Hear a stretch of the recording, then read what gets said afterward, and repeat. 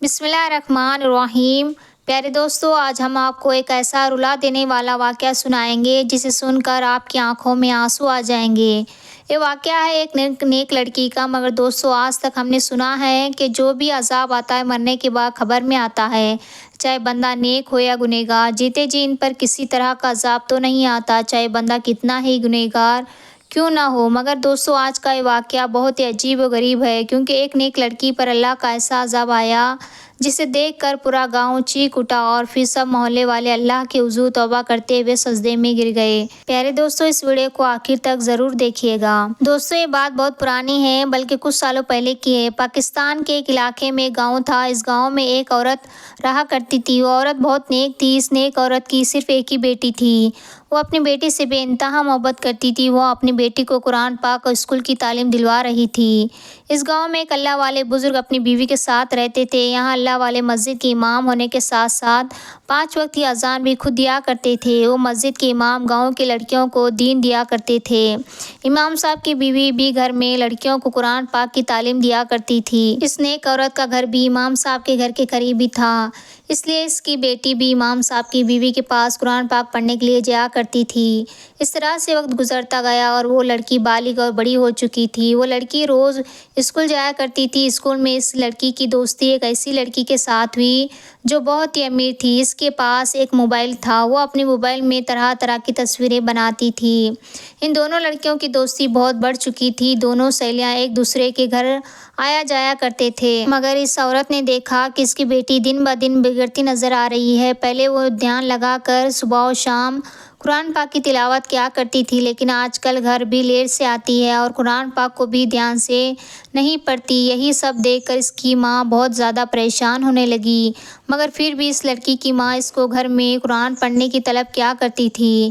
یہ لڑکی قرآن پاک تو پڑھتی تھی مگر دھیان سے نہیں پڑھتی تھی۔ اس کا دھیان اپنی سہیلی کے موبائل میں ہوتا تھا۔ جب اس کی سہیلی اس کے گھر آتی تو وہ دونوں سارا دن موبائل میں بے پردہ ناچ گانے دیکھتے رہتے۔ وہ دونوں لڑکیاں اتنا مست مگن ہو کر موبائل چلاتے کہ ان دونوں لڑکیوں کو معلوم ہی نہیں پڑتا کہ کب کب اذان ہو رہی ہے اور کب کب کیا ہو رہا ہے۔ جب سے اس کی سہیلی نے اس کو موبائل دکھایا تو اس نے قرآن کھولنا کم کر دیا تھا۔ وہ آہستہ آہستہ قرآن کو بھولتی جا رہی تھی۔ ایک دن اللہ والے کی بیوی نے بچوں کو قرآن خوانی کے لیے بلایا۔ پیارے دوستو، ہم آپ کو بتاتے چلے کہ قرآن خوانی یعنی قرآن کو پڑھنے کو ہی قرآن خوانی کہتے ہیں، کیونکہ اس گاؤں کا نیم تھا اگر کوئی بچہ مکمل قرآن حفظ کر لیتا تو سبھی بچوں کو قرآن خوانی کے لیے دعوت دی جاتی۔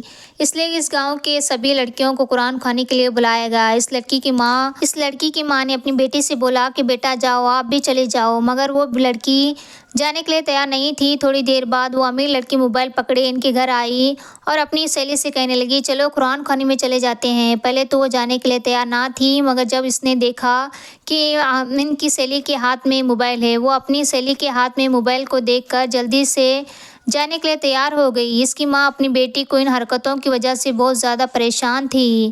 اب وہ دونوں قرآن خوانی کی محفل میں بیٹھی تھی۔ امیر لڑکی نے اپنی موبائل کو قرآن خوانی کی محفل میں چھپا کر رکھا تھا۔ قرآن خوانی سے قابل مسجد کے امام اللہ والے بزرگ محفل میں کھڑے اذان کے مطابق بیان کر رہے تھے۔ ان کی بیان کو سب بچے بڑی غور سے سن رہے تھے، مگر یہ دونوں آپس میں باتیں کر رہی تھی۔ یہ دونوں لڑکیوں کو امام صاحب کی بیان اچھی نہ لگی۔ پھر وہ دونوں چپکے سے باہر گارڈن میں جا کر موبائل میں اپنی فوٹو کھینچنے لگی۔ یہ لڑکی اب ہر کام سے بیزار ہو چکی تھی۔ اب نہ وہ صحیح ڈھنگ سے قرآن پاک پڑھتی، نہ اپنی ماں کی بات مانتی اور نہ ہی صحیح سے نماز پڑھتی، کیونکہ اس کو موبائل کی لت لگ چکی تھی۔ یہ لڑکی اب وہ لڑکی اپنی امی کو بنا بتائے اس امیر سہیلی کے گھر چلی گئی۔ ان کے گھر میں ٹی وی تھا۔ اس امیر لڑکی کے فیملی میں ہر فرد کے پاس موبائل تھا۔ یہ اپنی سہیلی کے گھر میں آ کر بہت خوش تھی، کیونکہ یہ سارا دن ان کے گھر میں ٹی وی دیکھتی، موبائل پر ویڈیو دیکھتی اور اپنی سہیلی کے ساتھ مل کر اپنے بھی ویڈیو بنایا۔ جب وہ گھر آئی تو اس کی امی نے پوچھا تم اتنی دیر کہاں گئی تھی؟ وہ لڑکی اپنی امی سے کہنے لگی کہ امی میں اپنے دوست کے ساتھ اس کے گھر گئی تھی۔ پھر وہاں اپنی ماں سے کہنے لگی کہ ماں میرے سہیلی کے گھر میں ہر عورت کے پاس موبائل ہے۔ میں اپنی سہیلی کے ساتھ مل کر آج کافی زیادہ ویڈیو بنا کر آئی ہوں۔ اور اپنی ماں سے کہنے لگی کہ ماں کاش میرے پاس بھی موبائل ہوتا۔ اس کی ماں اپنی بیٹی کی حرکتوں کی وجہ سے کافی حیران ہوئی اور کہنے لگی، بیٹی کیا تم قرآن خوانی پر نہیں گئی تھی؟ وہ لڑکی اپنی ماں سے کہنے لگی، ماں قرآن خوانی کے لیے تو گئی تھی مگر بیان نہیں سن پائی۔ اس وقت مجھے کافی نیند آ رہی تھی، اس لیے میری سہیلی مجھے اپنے گھر لے گئی۔ اس کی ماں یہ سن کر خاموش رہ گئی اور اپنے کام پر لگ گئی۔ پھر شام کا وقت ہو گیا، مغرب کی اذان ہو رہی تھی تو اس کی ماں نے کہا، چلو بیٹی اٹھو، وضو کرو، نماز پڑھ لو۔ اس کی بیٹی اپنی ماں کو غصے سے کہنے لگی، ماں میں تھک گئی ہوں، کل پڑھ لوں گی۔ دوسرے دن وہ اپنی ماں کے ساتھ گھر کے کاموں میں ہاتھ بٹانے لگی تھی۔ تبھی اس کی سہیلی ان کے گھر میں آئی۔ وہ سارے کام چھوڑ کر بھاگتی ہوئی ان کے پاس آ کر بیٹھ گئی اور موبائل پر مصروف ہو گئی۔ اس کی ماں اسے دیکھ کر بہت زیادہ پریشان ہونے لگی کیونکہ اس کی بیٹی کافی بدل چکی تھی۔ اب وہ اپنی ماں کا کہنا بھی ٹھیک سے نہیں مان رہی تھی۔ اب وہ اس کی بیٹی سے تنگ آ چکی تھی۔ ایک دن اس کی ماں اپنی بیٹی کو لے کر اس اللہ والے کی بیوی کے پاس چلی گئی۔ اللہ والے کی بیوی نے کہا، بیٹی تم گھر جا کر دن میں 3 بار اذان پڑھا کرو کیونکہ اذان پڑھنے سے اللہ تعالیٰ ہر مشکل کو آسان کر دیتا ہے۔ اللہ والے کی بیوی نے کہا، اب آپ گھر جاؤ، 3 دن بعد میرے پاس دوبارہ آنا۔ پھر ماں اور بیٹی اپنے گھر آ گئی۔ اب اس کی بیٹی گھر میں آتے ہی اپنی ماں سے جھگڑا کرنے لگی کہ آپ مجھے سب کے سامنے کیوں ذلیل کرواتی ہیں؟ آپ تو بس یہی چاہتی ہیں کہ میں ہر وقت اللہ اللہ کرتی رہوں، آپ کے اشاروں پر ناچتی رہوں، کبھی مجھے بھی خوش رہنے دیا کریں۔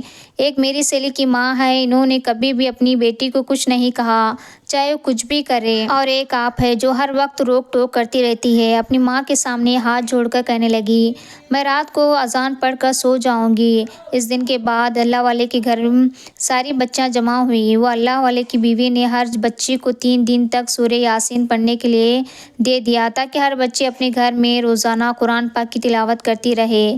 اب گاؤں کی ساری بچیاں اپنے گھروں میں روزانہ قرآن پاک کی تلاوت کرتی رہتی۔ لڑکی اور اس کی سہیلی بھی اپنے اپنے گھر میں قرآن پاک کی تلاوت تو کر دیتی مگر دل سے نہ کرتی۔ اس کی تلاوت کرنے سے اس کی ماں بہت خوش تھی کیونکہ اس کی ماں چاہتی تھی کہ میری بیٹی قرآن پڑھے، نماز پڑھے، دنیاوی کاموں میں دلچسپی نہ رکھے۔ اس کی ایک لوتی بیٹی تھی۔ ایک دن ایسے ہی وہ قرآن پاک کی تلاوت کر رہی تھی اور اس کی ماں مٹی کا چولہا بنا رہی تھی۔ ابھی اس نے ایک پارہ بھی مکمل نہیں کیا تھا، اتنے میں اس کی سہیلی دوڑتی ہوئی موبائل لے کر آئی۔ اس کی سہیلی تو پہلے ہی بگڑی ہوئی تھی۔ اس کی ماں نے اپنی بیٹی کو بہت سمجھایا کہ بیٹی اگر کسی کو سہیلی بنانا ہے تو کسی نیک کو سہیلی بنانا، جس کے پاس موبائل نہ ہو اس کو سہیلی بنانا، اور نہ ہی بے پردہ لڑکی کو سہیلی بنانا۔ اس طرح کی لڑکیاں دوسروں کو بھی خراب کر دیتی ہیں۔ اگر روز کسی پتھر کو تراشا جائے تو وہ بھی ٹوٹ جاتا ہے۔ اس کی ماں نے اپنی بیٹی کو سمجھانے کی ہر ممکن کوشش کی کہ بیٹی اگر کسی کو سہیلی بنانا ہے تو کوئی نیک سہیلی بناؤ جو تمہیں قرآن اور حدیث کی باتیں بتائے، مگر اس لڑکی نے اپنی ماں کی ایک نہ سنی۔ وہ دوڑتی ہوئی آئی اور کہنے لگی کہ پہلے جلدی سے میری بات سنو اور اس قرآن کو بند کر دو، پہلے مجھے تھوڑا سا پانی پلا دو، دھوپ میں دوڑتی ہوئی آئی ہوں، مجھے سانس چڑھ چکا ہے۔ بہت طرح طرح کی باتیں کرنے لگی تو اس لڑکی کا قرآن پاک پڑھنا بند ہو چکا تھا۔ اب اس کی ماں اپنی بیٹی کو دیکھنے لگی کہ آخر کون آیا ہے جس نے اس کا قرآن پاک پڑھنا بند کر دیا۔ اب اس لڑکی کی تلاوت بند ہو چکی تھی، اس نے قرآن بند کر دیا۔ اس نے اپنی سہیلی کو پانی پلایا اور پوچھنے لگی کہ اب بتاؤ کیا بات ہے۔ اس کی سہیلی کہنے لگی، آج میں کچھ نیا دکھانے کے لیے آئی ہوں۔ میں اپنے گھر پر بیٹھی موبائل پر ٹک ٹاک دیکھ رہی تھی۔ 2 لڑکیاں آج کل ٹک ٹاک بنا کر بڑی فیمس ہو رہی ہیں۔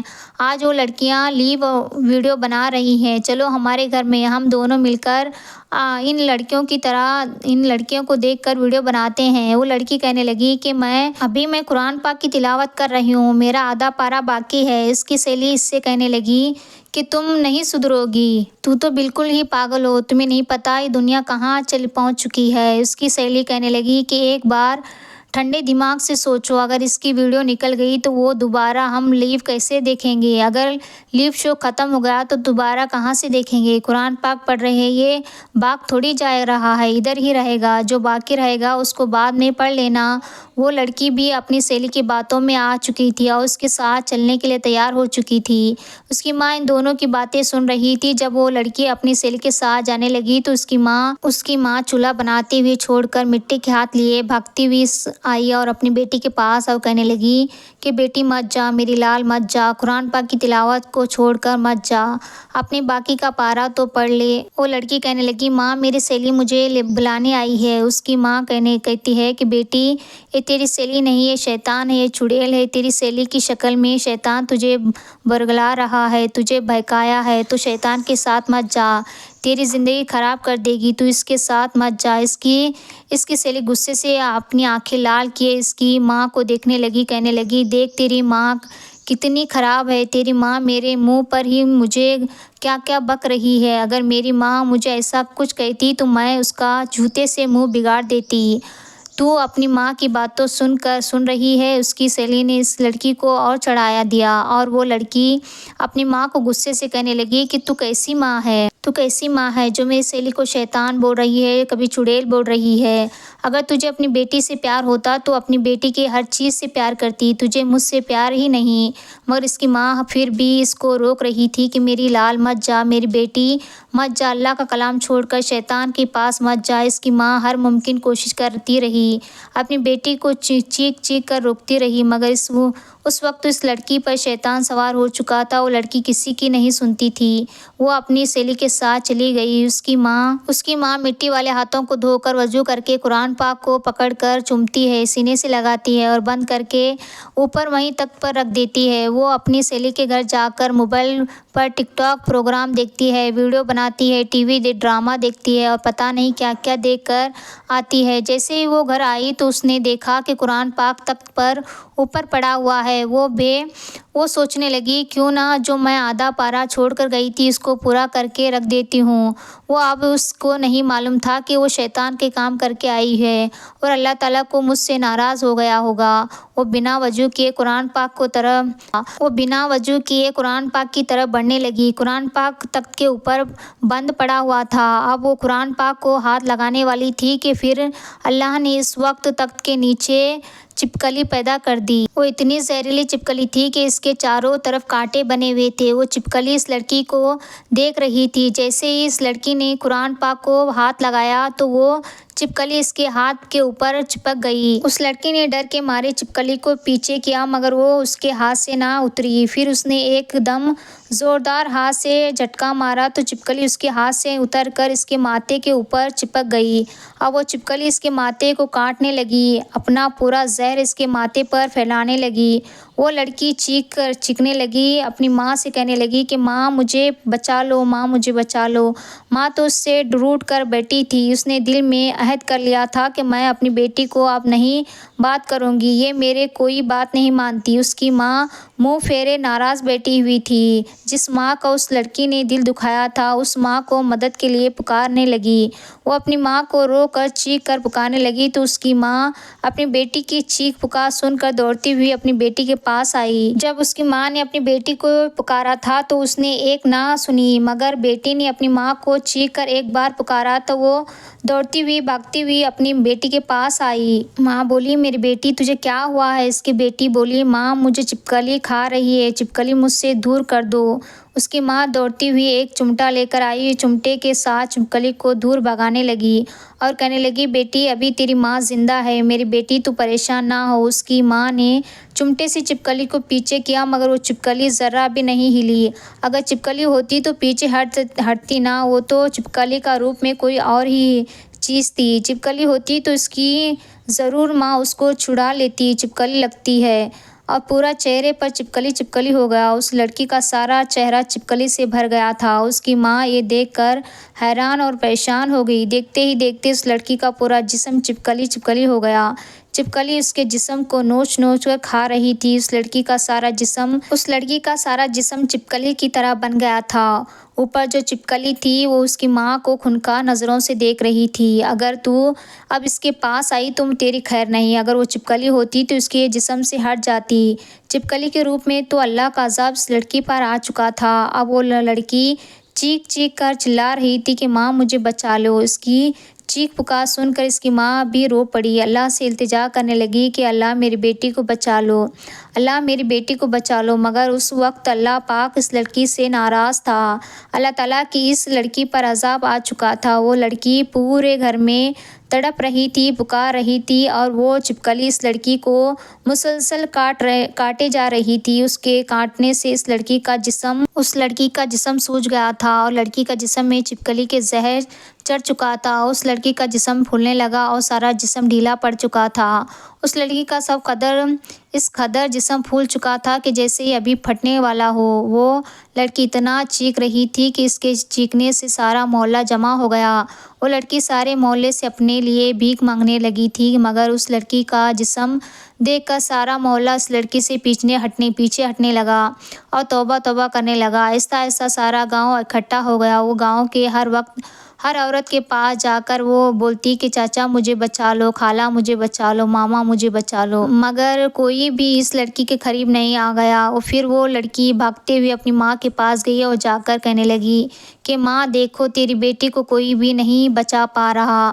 گاؤں کے سارے لوگ اس لڑکی کے جسم پر چھپکلی کو دیکھ کر توبہ توبہ کرنے لگے، کہنے لگے کہ اللہ، یار کیا ہو گیا، اس لڑکی سے کون سا گناہ ہو گیا؟ وہ لڑکی چھپکلیوں سے بھری پڑی ہے۔ اب جیسے ہی اس لڑکی کا آخری وقت آیا، اس کا جسم بالکل پھٹنے کے قریب تھا۔ جو سب سے بڑی چھپکلی تھی، جب اس نے اس لڑکی کو کاٹا تو وہ لڑکی مر گئی۔ لڑکی کا انتقال ہو گیا اور اس کی ماں تڑپ تڑپ کر روتی رہی۔ اس کی ماں رو کر سب کو کہہ رہی تھی کہ میری اکلوتی بیٹی مجھے چھوڑ کر کیوں چلی گئی؟ جب اللہ والے کی بیوی آ کر اس کی ماں سے پوچھا کہ کیا ہوا اس لڑکی کو، تو اس کی ماں نے کہا کہ میری بیٹی قرآن کو چھوڑ کر شیطان کے پاس چلی گئی تھی۔ میرے لاکھ منع کرنے کے باوجود اس نے میرا کہنا نہیں مانا۔ وہ لڑکی تو مر چکی تھی، مگر اس کے جسم پر اتنی چھپکلیاں تھیں کہ اس کو کوئی سیدھا بھی نہیں کر سکتا تھا اور نہ اس کے جنازے پہ کوئی آ رہا تھا۔ اس کی چارپائی پر بہت زیادہ چھپکلیاں تھیں، اس کے میت پر چھپکلیاں تھیں، اس کے لاش پر چھپکلیاں تھیں۔ پورے گاؤں میں پورے لوگ اس کو آگے بڑھ کر ہاتھ نہیں لگا رہے تھے۔ پھر اتنے لوگوں میں سے کسی کے موبائل پر کال آئی۔